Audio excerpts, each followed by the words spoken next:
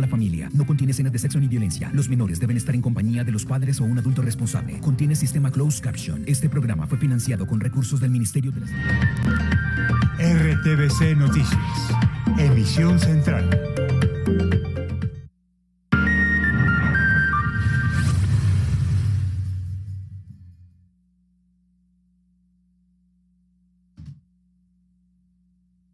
Sobre lo que diga o no diga el comisionado de paz, a mí me tiene completamente sin interés. Fiscal General dice que de levantamientos de órdenes de captura solo hablará con el presidente de la República y desestimó al comisionado de paz.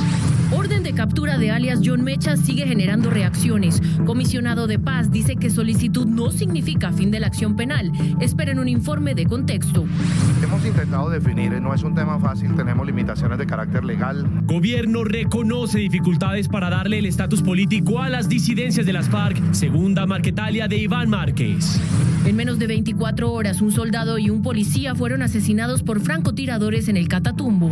Colombia rechazó las acciones del gobierno de Nicaragua y calificó de arbitrarias las decisiones contra opositores a quienes expatrió. Un trágico hecho de intolerancia acabó con la vida de un joven y su mamá en el sur de Bogotá. En las regiones, hay preocupación por la muerte de más de 1.000 peces en una quebrada de Puerto Wilches, Santander. Informe especial, la casa en el aire, compradores de viviendas sobre planos a los que nunca les entregaron el apartamento. Este conjunto a orillas del mar en Sucre resultó un sueño frustrado para cientos de ahorradores. Tenemos su historia. Una trascendental decisión judicial acaba de proteger a compradores. Les explicamos por qué es importante. Noticias del mundo. 3 personas perdieron la vida en un nuevo tiroteo en Estados Unidos. Uno de los periodistas que cubría el suceso es una de las víctimas. Y en deportes, en una tarde del mejor fútbol del mundo, Manchester United dio el batacazo en casa y eliminó al Barcelona de la Europa League. Y en oportunidades, atentos porque hay 600 vacantes para trabajar en la vía Bogotá-Girardot. Y en cultura, el periodista argentino Martín Caparrós se ganó el premio Ortega y Gasset a trayectoria profesional.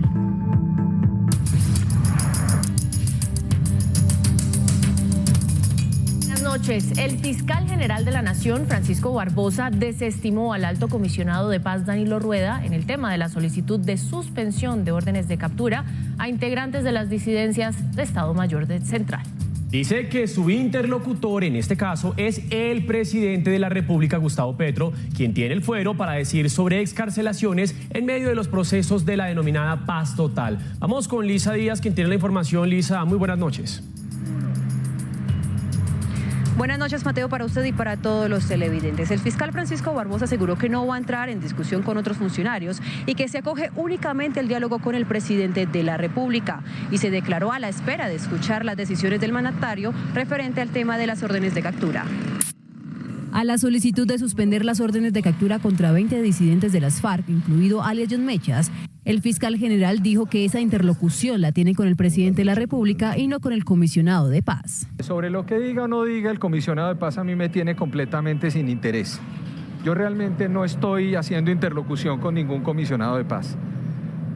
La interlocución que yo tengo en Colombia es con el señor presidente de la República, Gustavo Petro.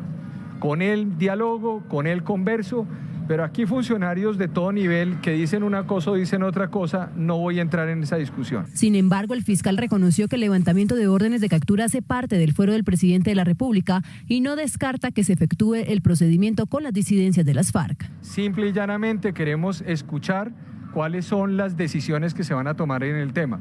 Si el presidente de la República explica además todos esos elementos constitucionales que él tiene, pues la Fiscalía tiene que ejercer sus competencias y acompañar o escuchar esos argumentos. Si tiene otros, pues nosotros haremos lo propio. Pero yo lo que quiero decir es, queremos y quiero, en el marco de ese diálogo amable que tengo con el señor presidente, que podamos hacer avanzar este tema. El fiscal general se refirió al tema durante la entrega de un informe de gestión en la Corte Suprema de Justicia. ¿Quiénes son entonces los integrantes de las disidencias que quedarían sin orden de captura en medio del proceso de paz total? John López, usted preparó un informe de contexto. Buenas noches. Hola Daniela, muy buenas noches. Pues mucho cuidado, son 20 nombres que se han manejado bajo reserva, pero ya se conoció una lista previa de solo 11. Los 20 pertenecen al Estado Mayor Central de las FARC al mando de alias Iván Mordisco. Ahora veamos algunos nombres de la lista que se filtró. Están, por ejemplo, Carlos Eduardo García, alias Andrei, segundo cabecilla del Frente 33. Fue uno de los encargados de concertar el cese bilateral al fuego con el gobierno del presidente Gustavo Petro. También está Óscar Sandoval, alias El Mocho. Él sería el sucesor de alias Majin Buu. Sandoval participó en las negociaciones del Caguán en el año 2002. Iván Jacobo Hidrobo, alias Marlon, pertenece a la columna móvil Jaime Martín. Él sería el responsable de la muerte de 6 soldados en Buenos Aires, Cauca, el año pasado. Y también está en esta lista Edgar de Jesús Orrego, alias Firú. Es cabecilla del Frente 36. También fue firmante del acuerdo de paz, razón por la que tuvo esquema de seguridad de la UNP hasta el año 2020. Pero el nombre más polémico es el de alias John Mechas del Estado Mayor Central, a quien le atribuyen varias acciones terroristas como un atentado contra el entonces presidente Iván Duque. De los 20 integrantes de las disidencias sobre quienes se elevó solicitud para levantar órdenes de captura con el fin de que se reúnan en la fase de diálogo de la paz total, se conocen 11 nombres. El primero, en este documento de la Fiscalía, es alias John Mechas del Estado Mayor Central. La oficina del Alto Comisionado de Paz aclaró que el hecho de estar incluido en la lista no implica exoneraciones penales. La designación con miembros representantes del Estado Mayor Central FARC por medio de la resolución presidencial no implica la suspensión de investigación judicial alguna, ni una amnistía o indulto para ninguna de las 20 personas en cuestión. Destaca que todas las decisiones que toma el gobierno para lograr la paz están alineadas al respeto de la Constitución y la ley. La alcaldesa de Bogotá, Claudia López, reaccionó a la posible libertad de John Mechas. Recordó que le atribuyen el atentado al CAI en Ciudad Bolívar, en el que 2 niños murieron. Luego de que el Frente 33 de las disidencias de las FARC se atribuyeran el atentado terrorista en Ciudad Bolívar, en Bogotá, las autoridades buscan a Javier Alonso Velosa García, alias John Mechas, cabecilla del Frente 33 de las FARC y quien habría planeado el atentado en el CAI de Arborizadora Alta, en la capital del país. Yo rechazo esa medida, yo no creo que la paz sea dar impunidad. La paz es hacer justicia. Alias John Mechas mató a 2 niños en Bogotá. Puso 2 bombas, quería matar a mucha más gente en Sierra Morena y en Arborizadora Alta en Ciudad Bolívar. Este atentado ocurrió el 26 de marzo del 2022, dejó 2 menores de edad muertos, 33 personas heridas, entre ellos 2 patrulleros de la policía. Yo la verdad quiero protestar al respecto, porque no puede ser que alias John Mechas del Frente 33 de las FARC, en vez de justicia, que es lo que hemos pedido, le den ahora más impunidad y más gabela. Según la alcaldesa, el fin de John Mechas era matar más personas. Llevamos más de 1 año y medio, nos ha dicho el Ministerio de Defensa que lleva 1 año y medio para capturarlo y demás. Y ahora lo que nos dicen es que no lo capturaron, sino que le van a dar gabelas de impunidad. Por este sujeto han llegado a ofrecer recompensas de hasta 5.000 millones de pesos, pues uno de los atentados por el que es señalado es el del expresidente Iván Duque Márquez el 26 de junio del 2021 en Cúcuta. Y a propósito, el gobierno nacional reconoció dificultades jurídicas para brindar el estatus político a las disidencias Segunda Marquetalia al mando de Iván Márquez. Un concepto emitido por la presidencia había diferenciado entre desertores y disidentes.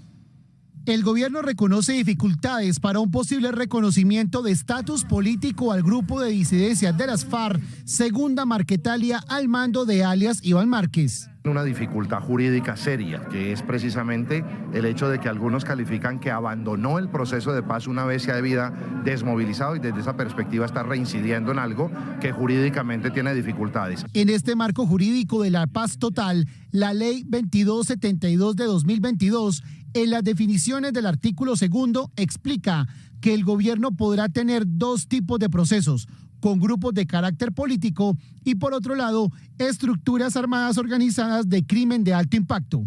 En un concepto jurídico, la Presidencia de la República diferenció disidencias como el Estado Mayor Central y desertores como la Segunda Marquetalia, conceptuando que estos últimos deben acogerse a las reglas del sometimiento a la justicia. Tenemos limitaciones de carácter legal.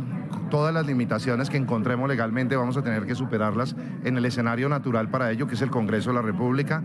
Yo creo que los dos caminos están absolutamente claros, el de hacer un reconocimiento de origen político a los movimientos rebeldes que lo tengan. El excomandante de las FARC, Rodrigo Londoño, se mostró a favor de que la segunda Marquetalia tenga reconocimiento político. Sin embargo, el momento histórico por el que pasa Colombia demanda grandeza y generosidad, y el retorno de Márquez y otros a las armas no puede ser óbice para dar tratamiento político a la segunda Marquetalia. Según Rodrigo Londoño, la paz es una deuda histórica. Las estructuras Dagoberto Ramos y Jaime Martínez de las disidencias de las FARC le respondieron al ministro de Defensa los señalamientos que hizo sobre la falta de unidad de mando. A través de un comunicado negaron la autoría del atentado en Huila, donde murió un soldado, y aseguraron que su unidad es consistente y cumplen las órdenes del Estado Mayor. En menos de 24 horas, un soldado y un policía fueron asesinados por francotiradores en el Catatumbo. En la zona operan disidencias de las FARC y el ELN. Las autoridades recopilan pistas para dar con el paradero de los responsables. La acción criminal ocurrió en la vereda La Talla, municipio de San Calixto, en norte de Santander. El soldado profesional Johnny Alexander Salazar Campo prestaba seguridad cuando fue atacado por un francotirador. El uniformado fue trasladado a Cúcuta para ser atendido y allí falleció. Producto de esta acción criminal, un soldado profesional fue impactado, al parecer por parte del grupo armado Organización ELN, en una acción vil y cobarde que transgrede los derechos humanos. En menos de 24 horas asesinaron en la subestación Las Mercedes del municipio de Sardinata, también en el Catatumbo, al patrullero Jason Jiménez Charri. Se encontraba de servicio de centinela en una de las garitas cuando fue atacado a disparos. Que se encontraba de servicio de seguridad en las instalaciones a causa de un disparo con arma de largo alcance por parte de un francotirador. El patrullero de 26 años llevaba un año de servicio en la institución. Policía y ejército buscan a los responsables. Desplegamos todas las capacidades y las acciones pendientes a identificar y ubicar y capturar a los responsables de esta acción criminal lo antes posible. En la zona delinquen el ELN y el Frente 33 de las disidencias de las FARC, comandado por alias John Mechas. Un joven de 20 años en Cajibío, Cauca, fue asesinado al parecer por haber prestado el servicio militar. Según la policía, el joven fue interceptado por presuntos disidentes de las FARC cuando iba en su motocicleta. Al verificar su celular, encontraron fotos suyas con el camuflado que había motivado el asesinato. Familiares y amigos del sargento Libey Danilo Bravo salieron a marchar por las calles de Arboleda, en Nariño, para pedir por su pronta liberación. El uniformado fue secuestrado desde el pasado 14 de febrero por integrantes del ELN. Diego Burgos, periodista de la Radio Nacional, con los detalles. En el departamento de Nariño, del municipio de Arboleda, amigos y familiares del sargento Libey Bravo, quien fue secuestrado en el departamento de Arauca, solicitaron de manera inmediata su liberación o por lo mínimo una prueba de supervivencia a la guerrilla del ELN. Llamamos a este grupo para hacer un alto al fuego, una devolución con vida, respeto a los derechos humanos, respeto al derecho internacional humanitario. Durante esta marcha también solicitaron la mediación por parte de la Iglesia, del Alto Comisionado para la Paz y del Gobierno Nacional, como también de organizaciones internacionales para su pronta liberación. Radio Nacional de Colombia y RTVC Noticias, conectados 24/7. Un hecho de intolerancia en el sur de Bogotá dejó 2 muertos y un herido integrantes de una misma familia. 5 personas presuntamente responsables de los asesinatos fueron capturadas. Edwin Suá con los detalles. Buenas noches. Hola, ¿qué tal? Buenas noches para usted, para todos los televidentes. No es para menos la consternación aquí de la comunidad del barrio del Chircal, en el suroriente de la capital colombiana, localidad Rafael Uribe. Continúan las autoridades, esto por orden del comandante de la Policía Metropolitana de Bogotá, aquí pues reforzando el tema de seguridad para evitar retaliaciones. 2 víctimas, una madre y su hijo. Además, otra persona más integrante de la familia resultó herida, está siendo atendido en un centro asistencial. Se realizaron 5 capturas por parte de las autoridades, pero pudimos establecer que continúa la investigación y no se descartan que más personas puedan llegar a ser judicializadas. Según los habitantes del Chircal, localidad de Rafael Uribe, una tragedia se avecinaba. Es una cantina que iba a haber. Todo empezó cuando un joven de 24 años le reclamó a un grupo de personas que se divertía en una cancha de tejo por el alto volumen de la música. Según las autoridades, segundos después, todo se convierte en una batalla campal y él muere. Pero ahí no para la tragedia. Cuando la madre de la víctima de 51 años trata de defenderlo, también es apuñalada. Lamentablemente resultan 2 personas muertas y otros lesionados. ¿Qué es importante? La reacción rápida de la Policía Nacional, que permite la captura de 5 personas que en este momento están siendo judicializadas frente a este hecho. Pero el llamado a nuestra comunidad es a ser tolerantes, a tener el respeto por la vida. Vidrios de botellas de cerveza destruidos son algunos de los rastros que deja esta fuerte riña y que desató esta tragedia. Además de las 5 personas capturadas, continúa la investigación y se pueden presentar nuevas judicializaciones.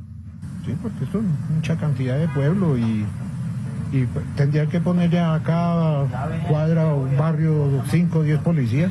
Y rechazamos rotundamente los hechos de intolerancia que dieron lugar a esta tragedia. El rápido actuar de la policía del cuadrante permitió la captura de los presuntos responsables de este hecho. Por el momento en el sector, la policía aumentó los patrullajes. Y comerciantes denuncian llamadas extorsivas del Tren de Aragua. La banda delincuencial estaría pidiendo fuertes sumas de dinero en plazo de 2 días a dueños de locales en Patio Bonito y El Tintal en Bogotá. Los comerciantes del barrio Patio Bonito y Tintal en la localidad de Kennedy son extorsionados por medio de llamadas exigiendo 50 millones de pesos. De no cumplir, los amenazan con matar a sus familiares. Yo hablé que tú has colaborado, pero ya el sol se me escapa de la mano. Entonces, lo que tiene en riesgo ahora es la vida de ustedes y la de sus familiares. Tu cabeza vale 50 millones de pesos. Tienes 48 horas para reunirlo. Los comerciantes responden con miedo. No, son mucha plata, ¿de dónde sacó esa plata? Así amenazan a sus familias. Escúchame, entre las 48 horas le estoy llamando para darte el número de cuenta. Si no coopera, te van a matar un familiar, se me escapa de las manos, son las órdenes que hay. Según las autoridades, ya hay un plan para dar con la captura de quienes intimiden a los comerciantes. Vine hoy justamente de visitar a la comunidad del Tintal, que tiene esas amenazas supuestamente del Tren de Aragua. Nosotros creemos que son delincuentes comunes usando el nombre del Tren de Aragua para causar intimidación. Los comerciantes en la ciudad que están siendo extorsionados pueden llamar a la línea del Gaula 165 para que sean atendidas las denuncias con total reserva.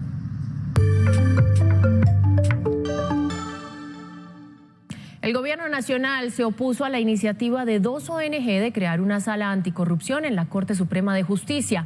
El ministro de Justicia aseguró que esto enredaría los procedimientos y garantías vigentes y debilitaría las investigaciones y procesos en curso. Igualmente, la Corte Suprema de Justicia manifestó su rechazo al considerar que la iniciativa desconoce la autonomía e independencia judicial. El fiscal general también se pronunció en contra. Aquí no se le puede permitir a nadie que le meta una puñalada a la justicia colombiana. La justicia colombiana merece respeto y la Corte Suprema de Justicia merece respeto. Nadie puede venir aquí porque se me ocurrió traer una iniciativa para crear una sala anticorrupción como si Colombia no hubiera luchado contra la corrupción. El gobierno colombiano emitió un fuerte pronunciamiento sobre la situación que se vive en Nicaragua, donde 94 personas han sido exiliadas y otras 136 expatriadas. La Cancillería pide que organismos internacionales verifiquen la condición de los detenidos. El gobierno del presidente Gustavo Petro condenó lo que llamó hechos arbitrarios por parte del presidente de Nicaragua contra su población. La República de Colombia, liderada por su jefe de Estado, presidente Gustavo Petro Urrego, ha registrado con repulsión las medidas tomadas de manera arbitraria por el jefe de gobierno de la hermana y sufrida República de Nicaragua contra ciudadanos de su país. La Cancillería pidió que la Cruz Roja Internacional revise las condiciones en las que están muchos detenidos acusados de traición a la patria. Colombia llama al mundo entero a que reaccione. Por lo pronto pedimos a la presidenta del Comité Internacional de la Cruz Roja, Mirjana Spoljaric, que solicite autorización para visitar a los que siguen detenidos. Además, abrió la puerta a la nacionalización en Colombia de quienes fueron expulsados por el gobierno de Ortega. Colombia busca entrar en contacto con quienes, habiendo sido abusados por el poder intolerante de Nicaragua, quisieran acceder a la nacionalidad colombiana. Mucho nos honrarían. Colombia también pidió a la Corte Penal Internacional intervenir en esta situación.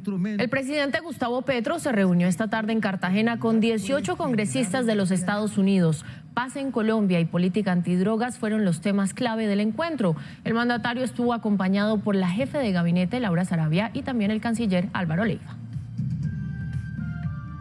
También el presidente Gustavo Petro volvió a cuestionar las altas tarifas de energía en el país, por lo que planteó la posibilidad de democratizar la generación de la misma en Colombia. Los gremios reaccionaron. Porque tenemos un oligopolio de 6 grandes generadoras de energía que prácticamente tienen por el cuello a través del cobro de las tarifas a la mayoría de la población colombiana. ¿Por qué no democratizar entonces la generación de la energía? El presidente insiste en que territorios como La Guajira cuentan con la materia prima como el sol y el viento para generar energías limpias y recientemente asumió por decreto y por 3 meses el control de los servicios de energía, gas y agua potable, dado el alto precio de estos servicios. Es que una comunidad puede generar energía eléctrica limpia, una energía que no cambie la química de la atmósfera. Varios sectores reaccionaron a las iniciativas del presidente. El manejo de la inflación es mejor hacerlo por la vía tradicional, el riesgo de manejar tarifas y precios como instrumento para bajar la inflación. 15 exministros hicimos un llamado a que se respete esa institucionalidad y romperlos tiene el riesgo de vernos abocado a un apagón. La propuesta la lanzó durante su visita a Caldono en el Cauca, a la red comunitaria de Internet La Red del Viento, de la que dijo se puede multiplicar por 10. Continuamos con información de las regiones. Hay preocupación por la muerte de centenares de peces en una quebrada de Puerto Wilches, Santander. La comunidad pide a las autoridades ambientales analizar los cuerpos de agua y tomar medidas para controlar la emergencia ambiental. Una capa de peces muertos recubre la quebrada conocida como La 13 en Puerto Wilches, Santander. Cerca de 8 especies resultaron afectadas, al parecer por el vertimiento de aceites en el cuerpo de agua. Como ven ustedes, no es 1 ni 2 la cantidad de peces que hay muertos por esta contaminación. El flujo del agua es más espeso. A esta problemática se suman las fuertes sequías en la región, las cuales afectan los niveles de oxigenación en la quebrada. Causada por una posible contaminación por el derrame de un fluido. En este momento, nuestros funcionarios y contratistas se acercan al punto del daño ocasionado para poder evaluar precisamente qué pudo haber ocurrido. La quebrada no solo representa una fuente económica para la región. Veníamos a pescar y abrieron las compuertas sabiendo que estamos en verano. Causaron la muerte de muchos peces que nosotros nos alimentábamos, de aquí veníamos a comer de esos peces. La comunidad asegura que las empresas de cultivo de palma son las responsables del daño ambiental. En Puerto Wilches hay más de 40.000 hectáreas sembradas. Un muerto y 2 heridos dejó una balacera en el barrio Comuneros de Puerto Wilches, Santander. Las autoridades investigan el móvil del hecho. Más en nuestro panorama nacional.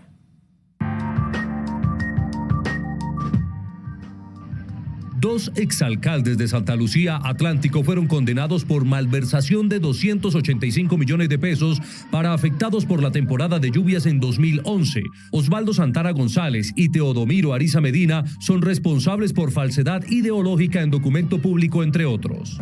15.000 trabajadores en San Andrés Islas estarían en riesgo de perder sus empleos. La falta de conectividad aérea y la alianza entre 2 aerolíneas podrían generar este impacto económico, dijo el gobernador Everett Hawkins. En Fortuna, Arauca, bloquean la vía que une con el resto del departamento. La protesta busca que se arreglen las vías terciarias y se use adecuadamente la maquinaria amarilla.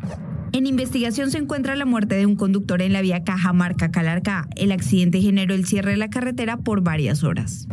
Más de 3.000 usuarios de la S Salud Norte en Cali se ven afectados por un hackeo que sufrió el servidor de esta entidad. Los datos de los usuarios no se ven afectados, solo la asignación de citas, informó la entidad.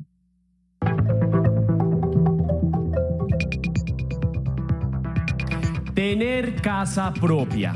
Para la mayoría de colombianos esto es un anhelo. Gran parte de los compradores lo logra gracias a las herramientas del sistema financiero. Mateo, pero mire, muchas personas han terminado sin ahorros y sin viviendas. Constructoras con malas prácticas o también con sistemas fiduciarios que no cumplen son precisamente las causas. Y ese es el tema de nuestro informe especial de hoy. En los próximos minutos veremos. Hablamos con 5 víctimas de proyectos sobre planos que nunca llegaron a feliz término. Las decisiones de las autoridades, porque la Superintendencia Financiera y el Tribunal Superior de Bogotá fallaron a favor de 2 propietarios. Consultamos también a los representantes de las fiducias. Este mecanismo que le ha servido a millones de colombianos cuenta con reglas claras que nos explicaron. Iniciamos. Bien, pues proyectos que nunca se realizaron, obras inconclusas y también ahorros perdidos. De eso hablan las víctimas de los proyectos sobre planos que nunca concluyen. Logramos testimonios de casos en todo el país. Los casos se repiten por casi todo el país. Compradores que denuncian malas prácticas fiduciarias o supuestas constructoras de papel o incapaces de terminar el proyecto, demoliendo ladrillo a ladrillo y peso a peso el sueño del colombiano promedio que algún día quiso ser dueño de su propia casa y terminó prácticamente con nada. Muy triste, porque uno cuando hace una inversión es precisamente para tener la seguridad de todo, más la propiedad. Si usted tiene un bien donde no es dueño, porque prácticamente estamos volando. Fue muy triste porque fue el dinero que yo ahorré toda la vida para la universidad de mis hijas. Lamentable, es tristeza, es mucha gente que todos sus ahorros, es más, ya se han muerto beneficiarios de área esperando el edificio. Como ciudadano me siento ofendido, como parte del proyecto más que ofendido, que no se haya actuado en ese sentido. De estas desilusiones, hasta los ciudadanos extranjeros son testigos, como el caso de Luis Lago, cubano que en el proyecto Balsillas de Tolú vio la oportunidad de invertir unos pesos y disfrutar de su retiro. Una inversión de vida pensando en nuestra vejez y en nuestros tiempos de pasar grandes periodos en esa zona del país. Llegó al Golfo de Morrosquillo por casualidad y pronto tuvo que volver a su tierra natal, sin un peso y con el sueño frustrado. Por mis actividades profesionales frecuentemente pasaba por la ubicación del proyecto, nos pareció interesante, la fiduciaria jugó con nuestros intereses personales, con nuestras aspiraciones. Este drama no respeta lugar de origen, edad o profesión. ¿Quién no quisiera ser dueño de su propia casa? Esa en la que las personas quieren echar raíces y ver a los suyos crecer. Yo para poder separar, me fui al Banco de Vivienda y hice un avance de $1 millón para ir a separar la vivienda. Uno hace inversiones, vuelvo y repito, bajo la confianza de la figura fiduciaria. Pues si uno ya cumplió con el compromiso, pues la idea es hacer las escrituras. A Rodrigo y a su esposa se les esfumaron 238 millones de una casa que recibieron a medias. El tema de cubierta me tocó volver a mirar porque tenía goteras. Sí, el tema, por ejemplo, de los baños tapados, humedades, todo eso ha incurrido en costos. Su caso, igual que el de otras 80 familias que invirtieron en este proyecto en Barbosa, Santander, es todavía más complejo, pues bajo una figura de posesión ocuparon los predios a medio terminar. Nosotros no tenemos zonas comunes, no tenemos una piscina, allá van nuestros nietos, nuestros hijos, no tienen dónde jugar, no hay ni una cancha, ¿sí? Eso fue una expectativa sobre unos planos que en este momento no la vemos. En Antioquia, la cosa no es distinta. Incluso parece más inquietante, pues la mayoría de los casos se han registrado allí, como el de Liliana y sus 2 hijas, que además de perder la inversión, se quedaron sin estudio y pagando arriendo. 101 millones de pesos, me hicieron una cesión de un contrato de un señor que había invertido inicialmente con ellos, pero me llevé esta sorpresa de que la obra nunca me la entregaron, de que la fiduciaria realmente no me respaldó, porque al día de hoy yo voy y reclamo y la fiduciaria me dice, no, es que ellos entraron en punto de equilibrio. Cuando llueve por ahí se entra el agua. Entonces uno queda como con esa sensación de que la fiduciaria se presta para que a uno lo estafe. Mi propiedad está en una torre que está en el 30%, o sea, no está ni el hueco, no está nada. Liliana nunca recibió su apartamento y la constructora abandonó el proyecto en deterioradas condiciones en los que algunos se fueron a vivir. La verdad es que las personas que viven allá viven por necesidad, porque el constructor no entregó el proyecto formalmente, el constructor permitió que no terminó las torres. La situación no es distinta en Barranquilla. Más de 80 familias de un solo proyecto, en el que se invirtieron más de 2.000 millones de pesos, están al borde de la quiebra y en su poder solo hay fotografías de un edificio a medio construir. Yo invertí 120 millones de pesos que entregué como cuota inicial de un apartamento que costaba 420. El sueño de tener una vivienda que fue con el esfuerzo de muchos años de trabajo, se ha venido al suelo, se ha venido al piso. El mío y el de 80 más beneficiarios de área. Lo irónico, ya hay piscina. Al quedar con la casa en el aire, don Luis y todos los inversionistas de este proyecto se vieron en la obligación de dejar de lado el sueño de dormir en su casa y pagar arriendo. Tengo que gastar 30 millones y desde el 2015 que lo iban a entregar hasta el 2023 son del orden de 210 millones de pesos que yo estoy teniendo de deterioro en mi patrimonio. Que queríamos sacar adelante el edificio, que nosotros íbamos a poner plata anticipada, no cuando me lo entregaran, sino íbamos a poner anticipada. Íbamos a poner 6.000 millones de pesos más. Marcos, puertas, ventanas, techo parcial. Las esperanzas de estas personas en Antioquia, Barranquilla, Barbosa, Tolú, están ahora en manos de la Superintendencia Financiera y del Tribunal Superior de Bogotá. Al ver que el constructor ha fallado, nosotros nos sentimos como estafados. Estos casos tienen no solo un común denominador. En cada uno se pueden ver construcciones a medio hacer, constructoras quebradas, fiduciarias que no responden, pero sobre todo sueños frustrados.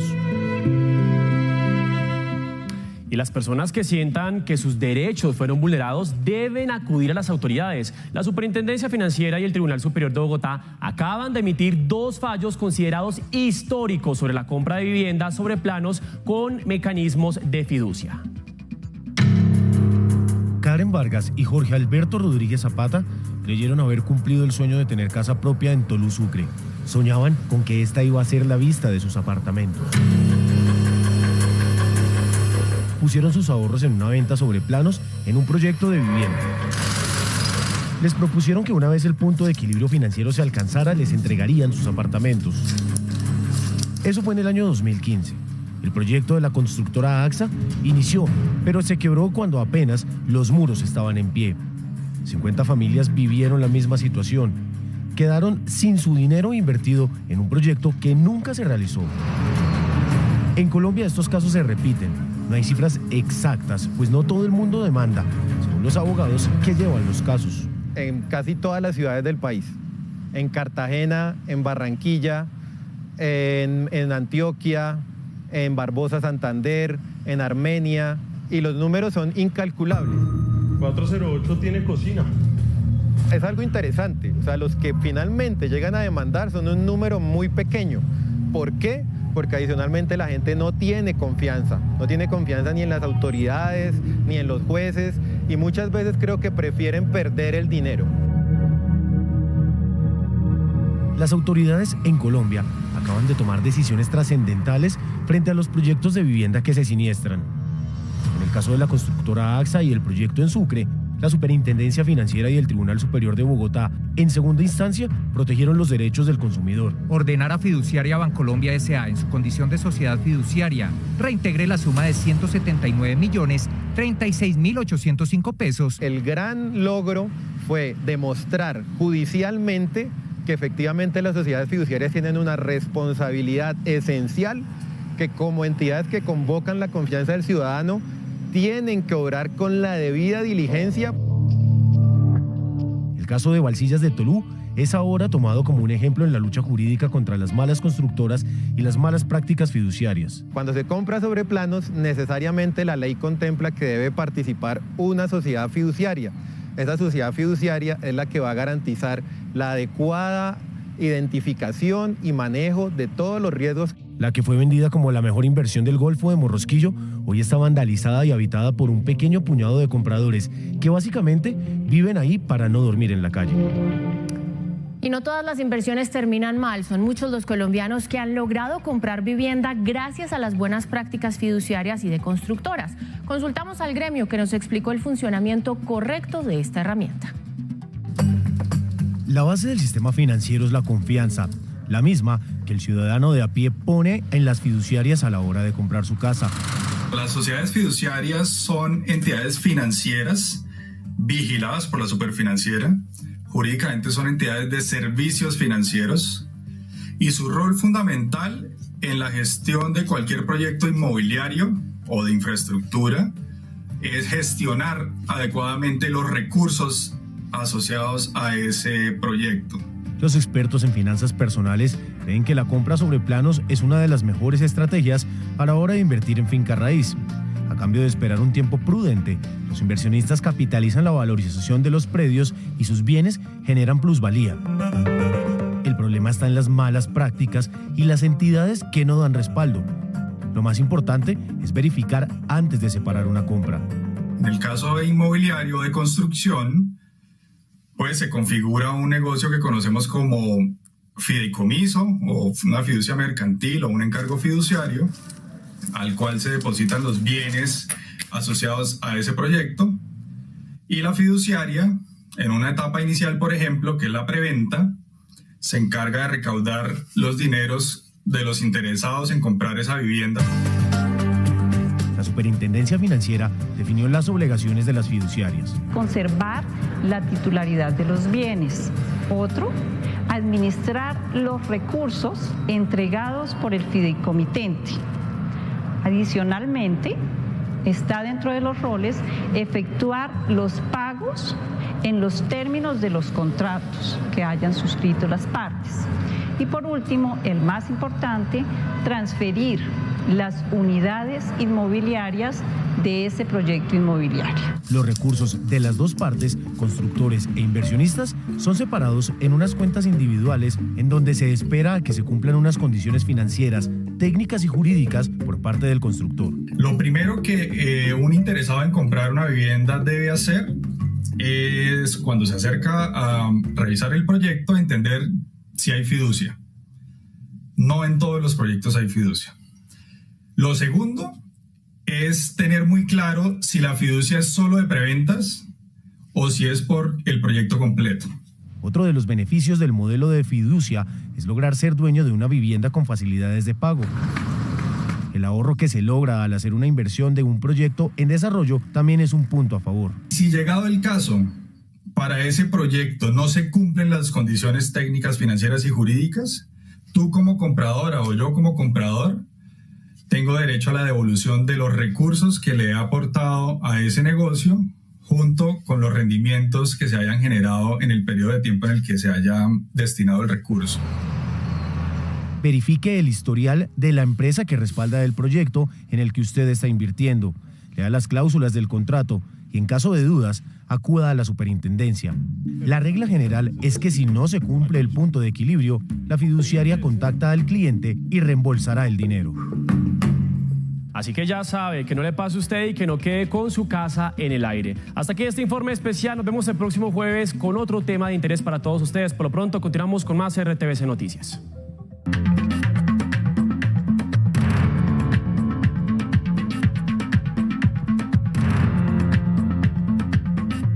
Tres personas perdieron la vida en un nuevo caso de tiroteo masivo en Estados Unidos. Uno de los periodistas que cubría el suceso murió. Al parecer, el agresor regresó al lugar del crimen y disparó de nuevo. El de Pine Hills, en Orlando, se suma al récord de tiroteos que empieza a acumular Estados Unidos apenas en el segundo mes que va del 2023. Cuando autoridades volcaban la atención sobre Keith Moses, quien con solo 19 años acumula un amplio historial criminal, acusado de matar a una mujer en su vecindario, esperó pocas horas para regresar y disparó a 4 personas más, matando al periodista que cubría el tiroteo inicial y a una niña de 9 años, según confirma la policía de Florida. Nuestros agentes respondían en ese vecindario a un hecho que incluyó una mujer de unos 20 años que murió por heridas de bala y ahí lograron importantes indicios del responsable. Horas más tarde respondieron a un hecho en el mismo lugar y muy cerca hallaron 2 hombres heridos por disparos dentro de un vehículo de un medio de comunicación. El estupor por lo ocurrido y la muerte del periodista de Spectrum News 13, Dylan Lyons, fue evidente en el rostro de sus colegas que informaron lo sucedido. Autoridades estiman que el atacante conocía a su primera víctima, pero parecía no tener conexión con las otras y que sus motivantes aún se desconocen.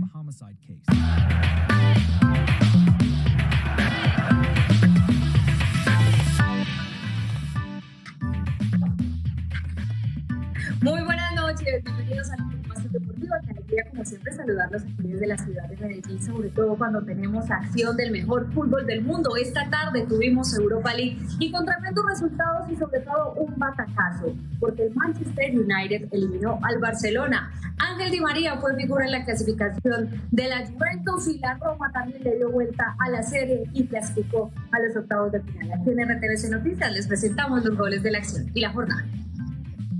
Con un marco espectacular en Old Trafford, Barcelona visitaba al Manchester United en el partido de vuelta de los 16avos de final de la Europa League. En Francia, Nantes recibía a la Juventus con un partido empatado en el global. Al 20 de penal puso el 2-0. Y selló una noche de... La Roma de José Mourinho le dio vuelta a... Y ahora vamos con un poco de ciclismo porque Juan Sebastián Molano ganó la cuarta etapa del Tour de los Emiratos Árabes. Ayer les habíamos contado que Inés Rubio había ganado la tercera etapa, entonces con Molano y con Rubio, Boyacá se gana 2 fracciones consecutivas de esta carrera que es World Tour. De Paipa para el mundo, con un golpe de riñón espectacular, Juan Sebastián Molano se quedó con la etapa en photo finish. Es una carrera importante para mí, personalmente, para el equipo, para los Emiratos Árabes. Es nuestro gran patrocinador para este país que, gracias a ellos, seguimos en pie con este equipo. La etapa llana en un majestuoso escenario tuvo al grupo muy compacto hasta los últimos 9 kilómetros, en los que la triada de los italianos Soccarato y Tonelli, acompañados del francés Boudin, emprendieron la aventura en pos del triunfo. Pero el pelotón neutralizó el atrevimiento a falta de 2 kilómetros y se preparó para el sprint final, hasta donde llegó el trabajo de los equipos para sus embaladores. El primero en mostrarse por el lado derecho con camiseta azul, Fernando Gaviria, y Molano lo siguió hasta encontrar un espacio entre el neerlandés Koy y el australiano Belsford para quedarse con la etapa en un fotofinish que obligó a esperar hasta la confirmación. Molano won.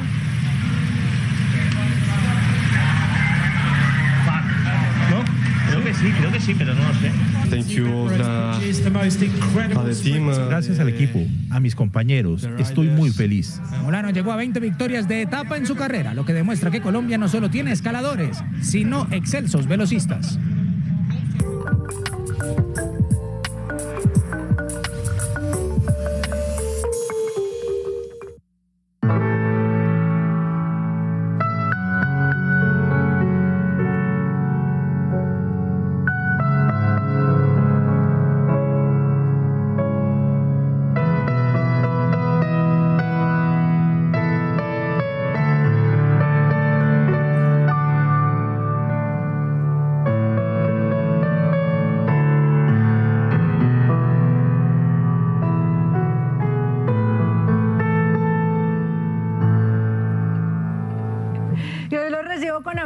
De Nino Bravo, porque tiene mucho que ver con nuestro protagonista de hoy. Resulta que el periodista argentino Martín Caparrós se ganó el premio Ortega y Gasset a trayectoria profesional. Estos son unos premios de periodismo en español muy importantes que se dan en el mundo.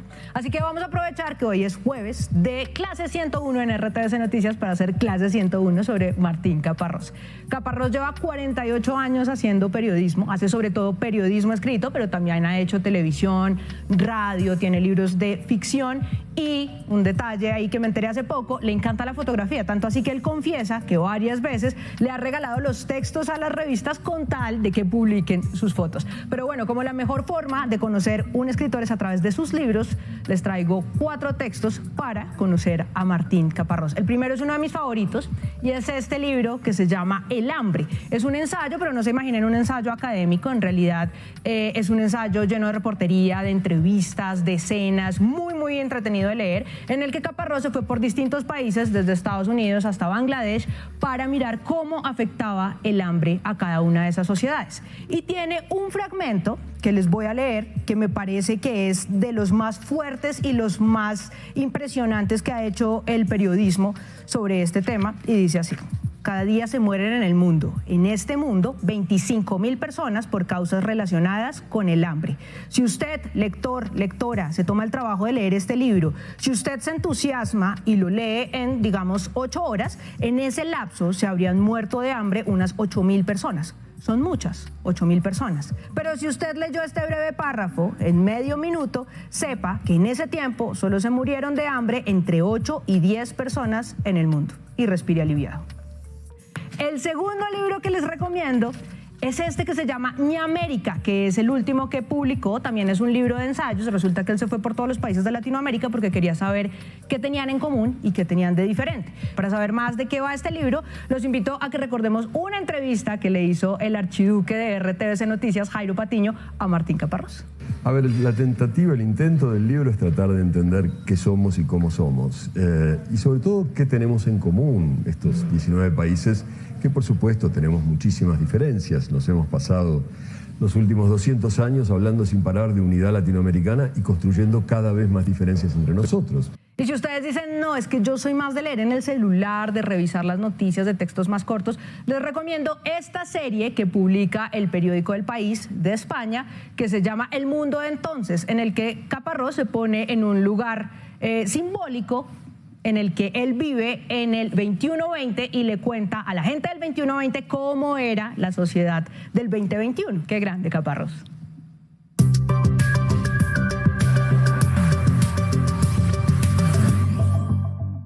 Más noticias. A los empresarios les preocupa que no se socialice el articulado de la reforma pensional para dimensionar con amplitud sus efectos. El Gobierno Nacional espera en 3 semanas radicar el proyecto en el Congreso de la República.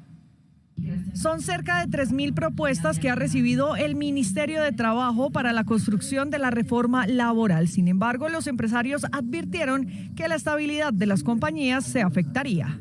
Lo cual, pues obviamente pone en entredicho la viabilidad de muchas empresas y de la generación de empleo. Por el contrario, muchas empresas tendrían que despedir trabajadores. En la jornada de movilizaciones en apoyo a las reformas sociales que presentará el legislativo, el presidente Gustavo Petro aseguró que trabajar más allá de 6 horas o trabajar un sábado y un domingo debería considerarse como pago extra en el salario. El Consejo Gremial Nacional señaló que Colombia se debería enfocar en el problema más grande de la economía, la informalidad. Resolver los aportes a la seguridad social, tener mejores sistemas para ahorrar para la vejez, apostar al sistema pensional, apostar al sistema de salud. Es decir, nosotros necesitamos traer más gente a la economía formal para poder ayudar a resolver los problemas a la ciudadanía. Cabe recordar que la OIT pidió al gobierno limitar la jornada laboral con el objetivo de no afectar la vida laboral y personal de los colaboradores. El Consejo Gremial y la Federación de Comerciantes aseguraron que limitar el horario de la jornada laboral y validar más horas extras perjudicará la generación de empleo y la productividad de las empresas. El presidente de la Asociación de Instituciones Financieras espera que el texto de la reforma sea compartido con los gremios y la ciudadanía. Quiere incluir lo de los pilares, que se quiere incluir el subsidio de 500.000 pesos, que creemos que ese aspecto es bueno. Lo que no sabemos si es bueno o no es el monto, y sobre todo lo que no sabemos es cómo se va a financiar ese subsidio, pero realmente no sabemos nada más. Según el presidente de Asofondos, el Ministerio de Trabajo suspendió las reuniones en las mesas de concertación para discutir la reforma pensional. En ese sentido, el llamado es que tengamos más reuniones y que no nos precipitemos a radicar esto sin haber dado todas estas discusiones. El Ministerio de Trabajo señaló que el documento incorporará 4 pilares. El primero busca garantizar el ingreso a la vejez. El segundo daría apoyo a cotizantes que no alcancen las semanas para pensionarse. El tercero contempla la capitalización individual y el cuarto buscaría un ahorro voluntario en pensiones.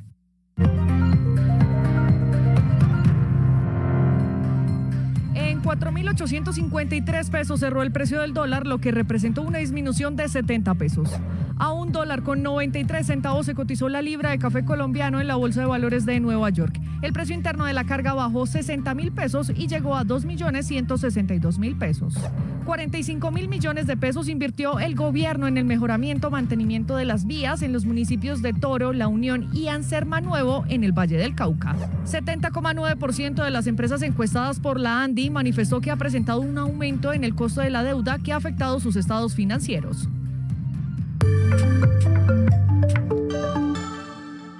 La Fiscalía anunció nuevas imputaciones en el caso de Odebrecht. Serían 33 personas involucradas en este escándalo de corrupción. Más hechos del día en un minuto.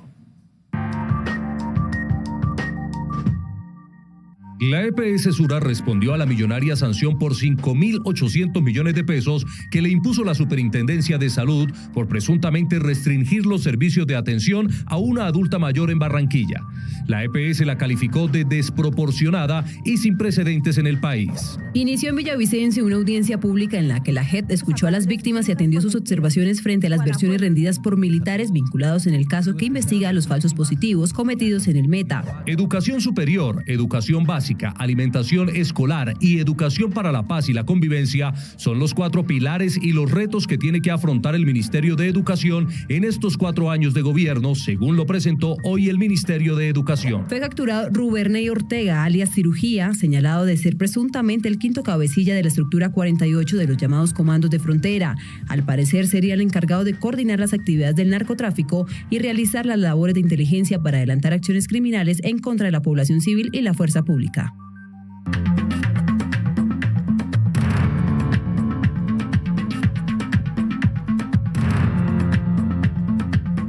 Nevadas de hasta 60 centímetros de profundidad afectan el oeste hasta la región de los Grandes Lagos en Estados Unidos.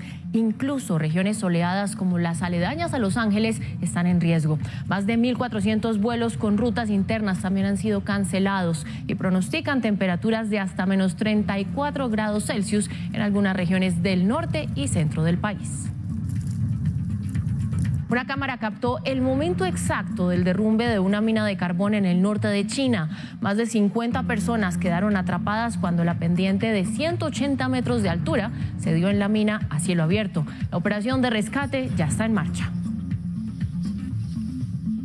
La Comisión Europea vetó el uso de TikTok en teléfonos portátiles de su personal y de sus dispositivos oficiales. Todos los empleados deberán eliminar la aplicación de difusión de videos de los móviles a más tardar el 15 de marzo. La firma china ByteDance, matriz de TikTok, rechaza la decisión.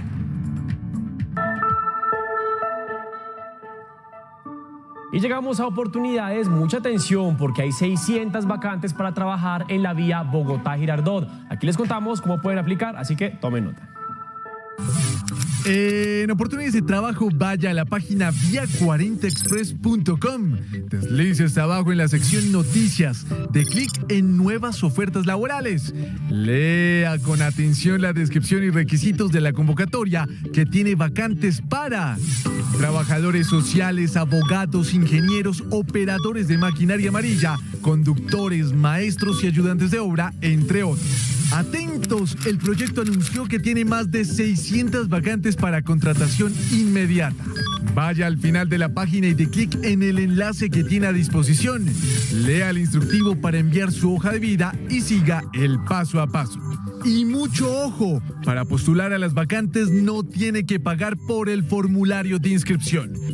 Y muy importante, recuerden que si quieren seguir informados 24/7, nos encuentran en todas nuestras redes sociales como RTVC Noticias.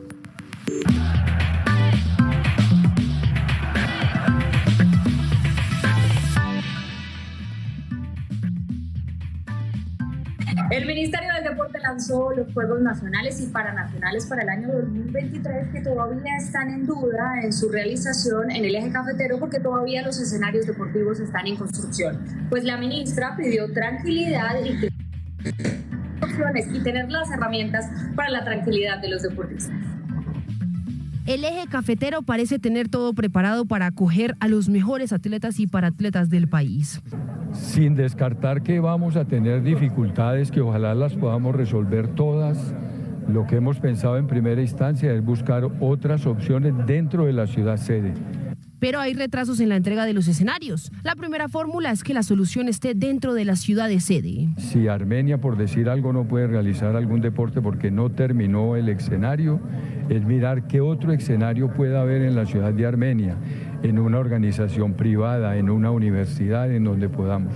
Pero tanto la organización como el Ministerio del Deporte quieren dar un parte de tranquilidad para las justas que se celebrarán en noviembre para los convencionales y en diciembre para el deporte paralímpico. Que nos hemos podido reunir, nos hemos podido buscar de cómo solucionar las cosas y afortunadamente lo hemos solucionado. Por parte del Ministerio ya contratamos la interventoría, ya se hicieron los giros pertinentes.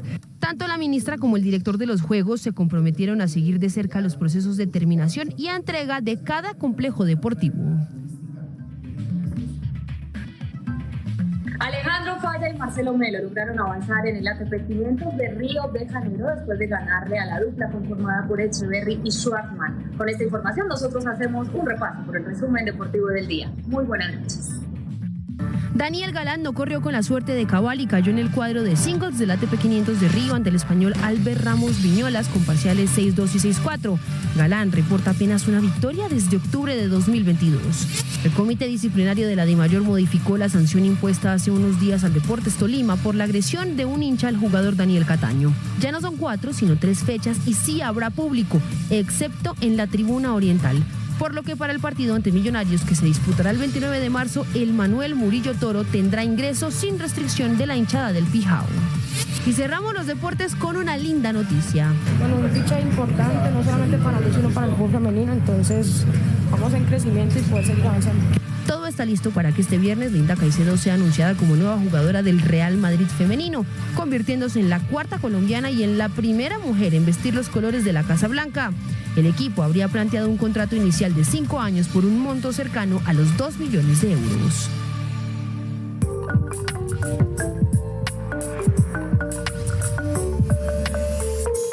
Y ahora que estamos de vuelta, les cuento que como siempre Señal Colombia está a la vanguardia y tiene una serie que nos sirve un poco de ejemplo y de cartilla para aprender sobre nuevas masculinidades y sobre machismo y patriarcado, pero de una manera muy divertida. La serie se llama Hay Hombre. Vean un fragmento del tráiler de esa serie.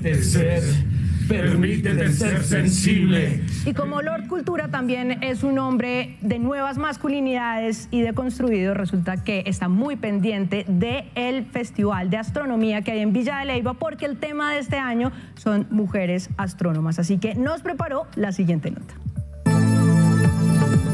Más de 80 telescopios en Villa de Leyva servirán para la observación guiada de astros y estrellas de todas las clases, tamaños y potencias.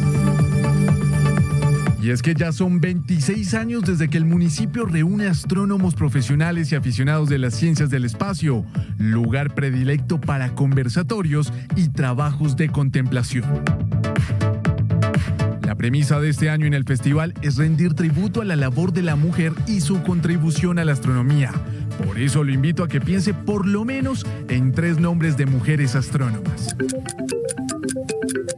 Si continúa viendo la nota es porque quizá no tenga un nombre en mente. Un universo machista donde las mujeres recibieron los peores sueldos. A menudo sus trabajos fueron ignorados o sus compañeros se apropiaron de sus descubrimientos. Sin embargo, el legado es innumerable, como es el caso de Hipatía de Alejandría en el siglo IX. Fue astrónoma, matemática y filósofa. Construyó instrumentos astronómicos como el astrolabio. O Caroline Herschel, quien se convirtió en la primera astrónoma profesional de la historia. Descubrió 8 cometas, 3 nebulosas y escribió 2 catálogos. ¿Y qué decir de Williamina Fleming, quien descubrió 300 estrellas variables? O Cecilia Payne demostró que el hidrógeno es el principal componente de las estrellas. E imposible hablar de ciencia sin mencionar a Vera Rubin, quien descubrió la materia oscura del universo. Mujeres en la ciencia que en el caso colombiano sobran los nombres, como es el caso de la astrónoma Ángela Posada. Un problema, un objeto, una idea desde varios ángulos y varias perspectivas al tiempo. Entonces, pues las mujeres aportamos lo nuestro también. Diversidad de miradas en un universo que todos los años arroja nuevos descubrimientos. Yo tengo que confesarle, Daniela, que yo soy un aficionado de todo lo que tiene que ver con astronomía y yo creo que tenemos que ir. Sí, tenemos que ir. ¿Y sabe qué? Estoy segura que si se acuerda, así si me permiten rápidamente, en diciembre, que estábamos con su hermano aquí en RTS Noticias y vimos una estrella fugaz, o bueno, lo que nosotros creemos que es una estrella fugaz. Y aquí en la capital del país, ahora imagínese usted allá en Villa de Leyva. Un plan espectacular para toda la familia, así que bueno, ahí está el recomendado. Exacto. Bueno, a ustedes muchísimas gracias por acompañarnos en la emisión central de RTVC Noticias. Invitados, como siempre, a seguirnos en nuestras redes sociales, @RTVC Noticias. Nos vemos mañana. Chao, chao.